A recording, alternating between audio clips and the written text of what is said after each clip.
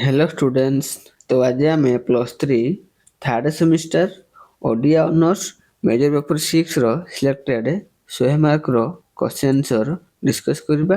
तो वीडियो को स्किप न करी शेष पर्यंत देखंतु according your exam question pattern अनुसार।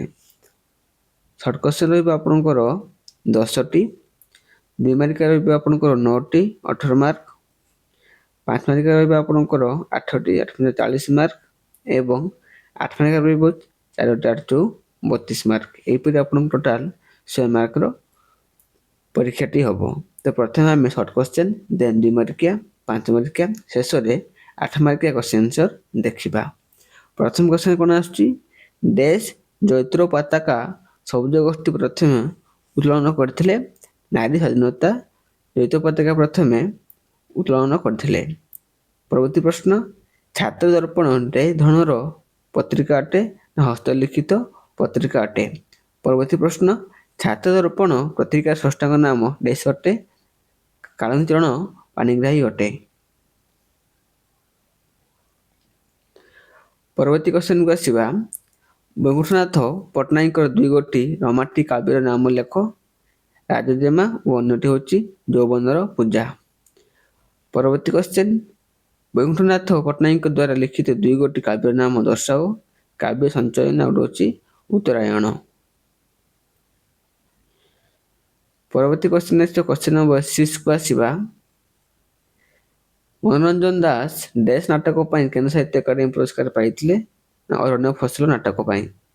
परवर्ती क्वेश्चन, देश मसिया मनोरंजन दास केंद्र साहित्य अकादमी पुरस्कार पाइथिले 1871 मसिया रे। परवर्ती क्वेश्चन, माणिक जोड़ी नाटक नाटक नाम देश अटे ना भंज किशोर पट्टनायक होची माणिक जोड़ी नाटकर नाट्यकारंकर नाम। परवर्ती प्रश्न, देश धरणर नाटक परकलम अटे, राजनैतिक धरणर नाटक होची परकलम अटे।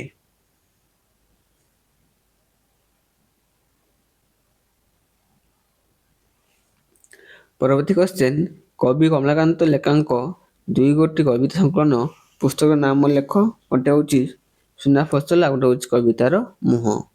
परवर्ती क्वेश्चन, मरुगलाप कविता संकलन स्रष्टाଙ୍କ नाम दर्शाओ। बैजनाथ रथ। परवर्ती क्वेश्चन को आसीबा, देश पुस्तक पई गोपीनाथ महांती केंद्र साहित्य अकादमी पुरस्कार लाभ करथिले ना माठीमुटाळ पुस्तक पई। परवर्ती क्वेश्चन, देश थिले ओडिया भाषा साहित्य प्रथम ज्ञानपीठ पुरस्कार विजेता गोपीनाथ महांती। परवर्ती क्वेश्चन जो क्वेश्चन नंबर 14 को आसीबा, केउ उपन्यास रचना पई शांतनु आचार्य ओडिया साहित्य अकादमी पुरस्कार पाइथिले नरकिन्नर उपन्यास पई। परवर्ती प्रश्न, प्रतिभा रायक द्वारा रचित 2 गोटी गल्पर संकलन नाम लेखकर। गोटे होची असमांत और होची सामान्य कथन।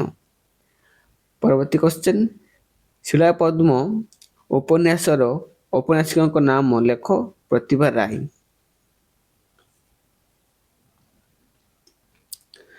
परवर्ती क्वेश्चन आसीबा, दानापानी उपन्यास स्रष्टाଙ୍କର देश अटंती ना गोपीनाथ महांती अटंती। दानापानी उपन्यासर स्रष्टा। परवर्ती प्रश्न, दानापानी उपन्यास मुख्य चरित्र देश ना बली दत्त।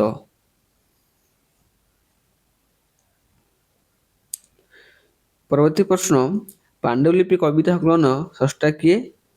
सच्चिदानंद राउतराय। परवर्ती प्रश्न, पांडुलिपि केबे प्रकाशित होइतिला 1946 मसिया रे। एग्जाम रे आपनकर 10 टी शॉर्ट क्वेश्चन आसीबो, मु 20 टी शॉर्ट क्वेश्चन डिस्कस कर देली। ओके, देन एबे आसीबा डिमेड क्वेश्चन बाकू। तो प्रथम क्वेश्चन कोन आछी, सबुज साहित्यर पृष्ठभूमि कोन।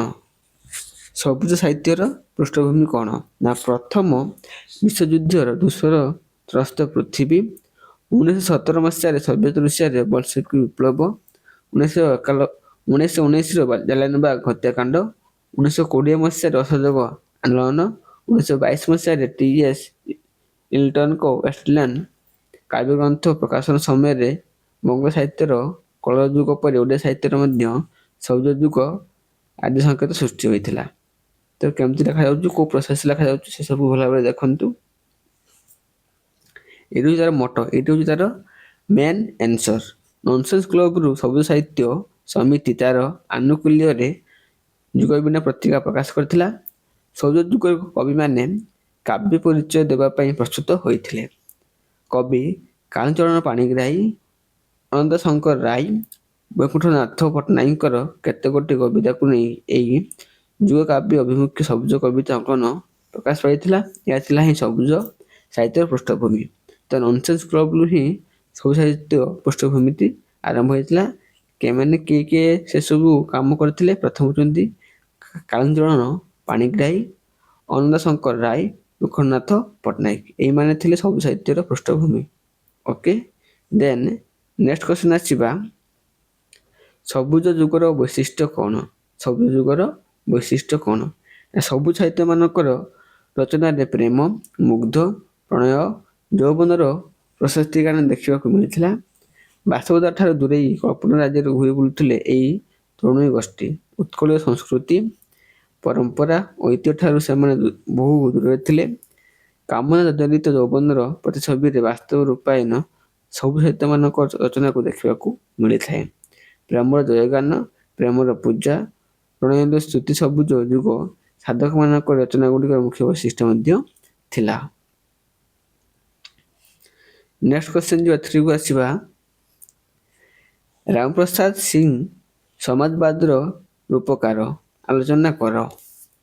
ତ ପ୍ରଗତିବାଦୀ ତଥା ସମାଜବାଦର ଜଣେ ପ୍ରଥିତ ସ୍ରଷ୍ଟା ଥିଲେ ରାମପ୍ରସାଦ ସିଂ। ତାଙ୍କର ସୃଷ୍ଟି ସର୍ଜନା ମାର୍କ୍ସବାଦ ଦ୍ୱାରା ବିଶେଷ ଭାବରେ ପ୍ରଭାବିତ ହୋଇଥିଲା। କୋଉ ବାଦ? ନା ମାର୍କ୍ସବାଦ। ତାଙ୍କର ବିଭିନ୍ନ ପ୍ରକାର ଲେଖା ଗୁଡ଼ିକ ସେ ସବୁ ଧରଣର ଚିନ୍ତା ଥିଲା। ଆଉ କ'ଣ? ଶ୍ରେଣୀହୀନ ସାମ୍ୟବାଦ ଆଦର୍ଶରେ ସମାଜ ଗଠନ କରିବା ପାଇଁ ସର୍ବଦା ସେ ଯତ୍ନଶୀଳ ଥିଲେ। କ'ଣ ପାଇଁ? ନା ଶ୍ରେଣୀହୀନ ସମାଜ, ଯେମିତି ହେଭ୍ ନଟ୍ସ ଥିଲା ବା ନଥିଲା ବେଳେ, ଧନୀ ଗରିବ, ଛୁଆଁ ଅଛୁଆଁ ଏସବୁ ଶ୍ରେଣୀ ରହିବ ନାହିଁ, ସମସ୍ତେ ଇକ୍ୱାଲ। ସେଥିପାଇଁ ସେମାନେ ଚେଷ୍ଟା କରୁଥିଲେ। କିଏ? ରାଜା ପ୍ରସାଦ ସିଂ। ସାମାଜିକ ଆବେଦନ ତାଙ୍କର ଉପନ୍ୟାସ ଓ ଗଳ୍ପରେ ଦେଖିବାକୁ ମିଳିଥିଲା।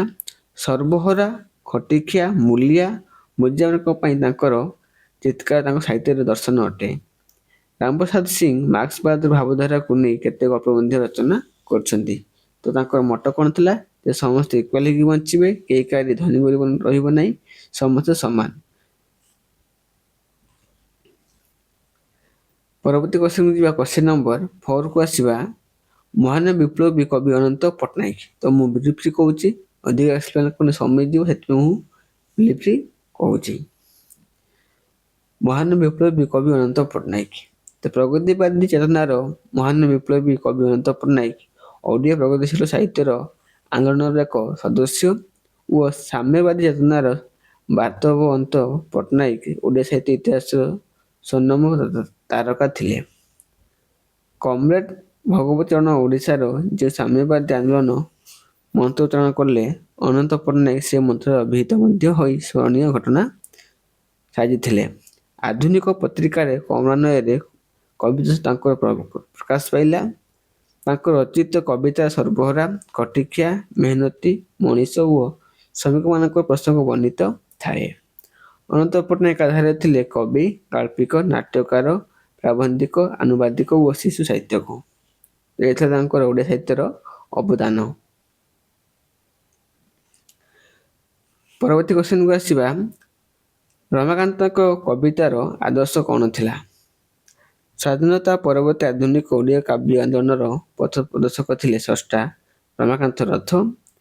ଯୌବନର ସୂକ୍ଷ୍ମ ଗଭୀରତାକୁ ଅନୁଭବ କରି ସେ ସ୍ୱକୀୟ ଢଙ୍ଗରେ କବିତା ରଚନା କରିଛନ୍ତି। ଆଉ କ'ଣ?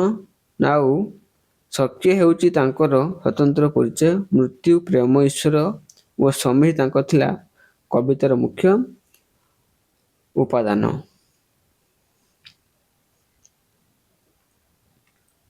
ନେକ୍ସଟ କ୍ୱେଶ୍ଚନ ଆସିବ, କ୍ୱେଶ୍ଚନ ନମ୍ବର 6 କୁ ଆସିବା, ପ୍ରଗତିଶୀଳ ସାହିତ୍ୟିକମାନଙ୍କର ଆଦର୍ଶ କ'ଣ ଥିଲା? ପ୍ରଚଳିତ ପରମ୍ପରା ଆଭିଜାତ୍ୟପୂର୍ଣ୍ଣ ସାମ୍ରାଜ୍ୟବାଦୀକୁ ବିବାଦ ନେଇ ଲୋକମାନେ କ'ଣ କରୁଥିଲେ? ନା ଜନତାଙ୍କ କଥା ଓ ବ୍ୟାଖ୍ୟାକୁ ରୂପାୟନ କରୁଥିଲେ। କିଏ?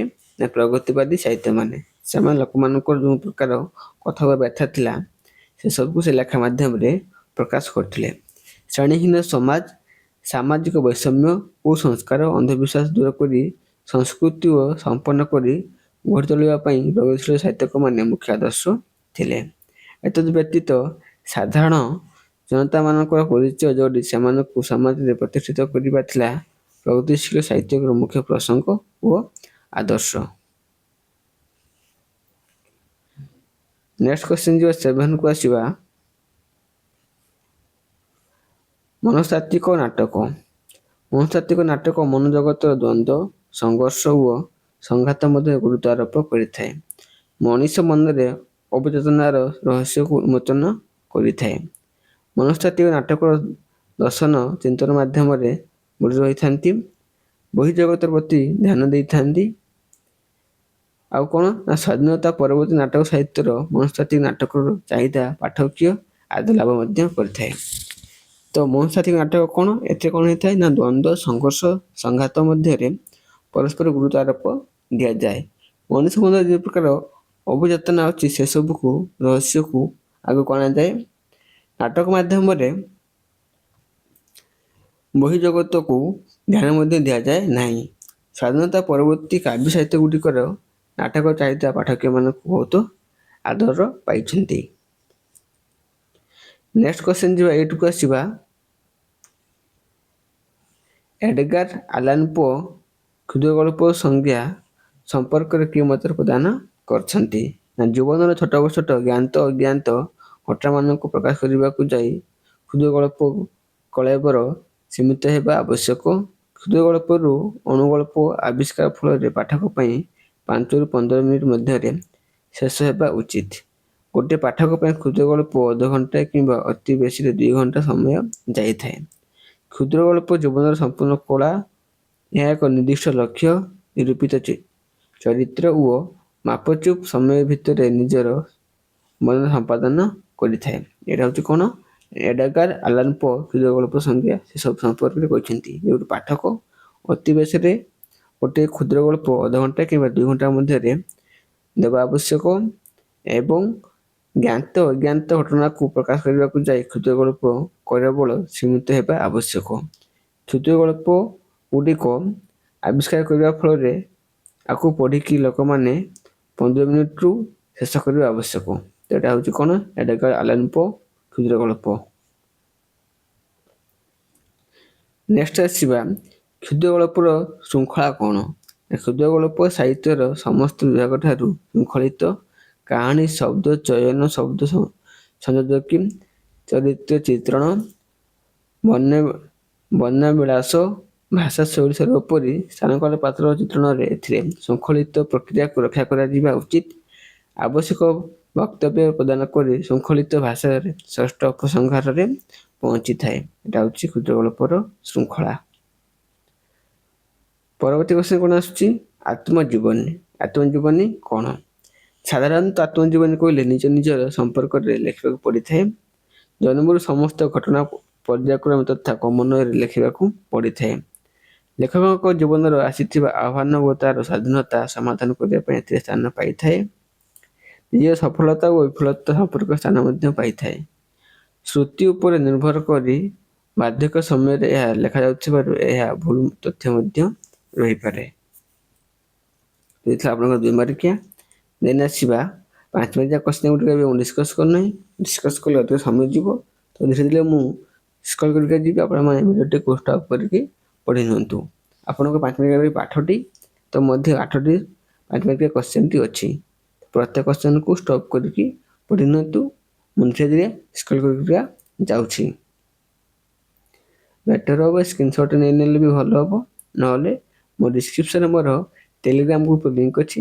ସେଠି କ୍ଲିକ୍ କରିକି ଯାଇକି ଗ୍ରୁପ୍ରେ ଆଡ଼୍ ହେଇଯାଆନ୍ତୁ। ଯାହାଫଳରେ କ୍ଲାସ୍ର PDF ପାଇପାରିବେ। ତା ସହିତ ମେଜର ପେପର 7, 5 ଏସବୁର ମଧ୍ୟ କ୍ଲାସ୍ ଗୁଡ଼ିକର PDF ପାଇପାରିବେ। ସମସ୍ତେ ଭିଡ଼ିଓଟି ସାଙ୍ଗମାନଙ୍କୁ ସେୟାର କର। ଗୋଟେ ନିଶ୍ଚିତ ରୂପେ ଲାଇକ୍ ଦିଅ। ଆଉ ସମସ୍ତେ ଗୋଟେ କମେଣ୍ଟ କର। କୋଉ କ୍ଲାସ୍ କରିବା, କୋଉ ପିଡ଼ିଏଫ୍ଟି ଦରକାର, କୋଉ କ୍ଲାସ୍ ରହିଛି, କୋଉ ପିରିୟଡ଼ରେ ରହିଛି, ସେଥିପାଇଁ ସମସ୍ତେ କମେଣ୍ଟ କର। ତମମାନଙ୍କୁ ଗୋଟେ ଗୋଟେ କମେଣ୍ଟ ମୋତେ ଇନ୍ସପାୟାର କରିଥାଏ ନେକ୍ସଟ ଭିଡ଼ିଓ ବନେଇବା ପାଇଁ। ତ ସମସ୍ତେ ଗୋଟେ ଗୋଟେ କମେଣ୍ଟ କର। ଆସିଲା ଆପଣଙ୍କ 7 ନମ୍ବର ମ୍ୟାଥମେଟିକାଲ ବିଶିଷ୍ଟ କ୍ୱେଶ୍ଚନ 7 ନମ୍ବର। ଦେନ୍ ଆସିବା ଶେଷ କ୍ୱେଶ୍ଚନକୁ ଯିବା। 8ଟି ଅଛି ମ୍ୟାଥମେଟିକାଲ କ୍ୱେଶ୍ଚନ ଏବଂ 4ଟି ଅଛି ଲଙ୍ଗ କ୍ୱେଶ୍ଚନ। ଏଟା ହଉଛି ଆପଣଙ୍କ D ନମ୍ବର ଆସିଲା। ଲଙ୍ଗ କ୍ୱେଶ୍ଚନରୁ ଆରମ୍ଭ ହେଇଗଲା। ସବୁଜ ଧାରାର ପୃଷ୍ଠଭୂମି ସମ୍ପର୍କରେ ଧାରଣା ପ୍ରଦାନ କର।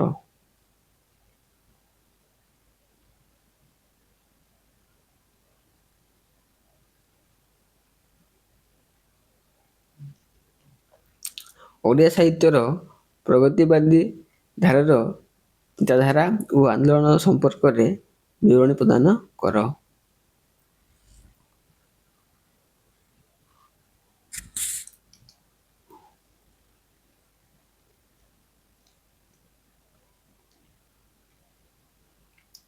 ସ୍ୱାଧୀନତା ପରବର୍ତ୍ତୀ ଓଡ଼ିଆ କବିତାର ପୃଷ୍ଠଭୂମି ଓ ଦିଗ ସମ୍ପର୍କରେ ଆଲୋଚନା କର।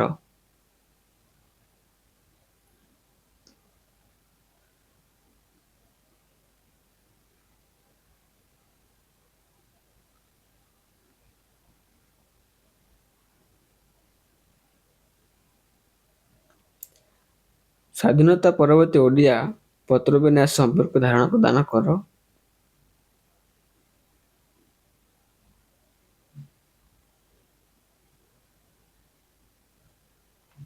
Thank you all.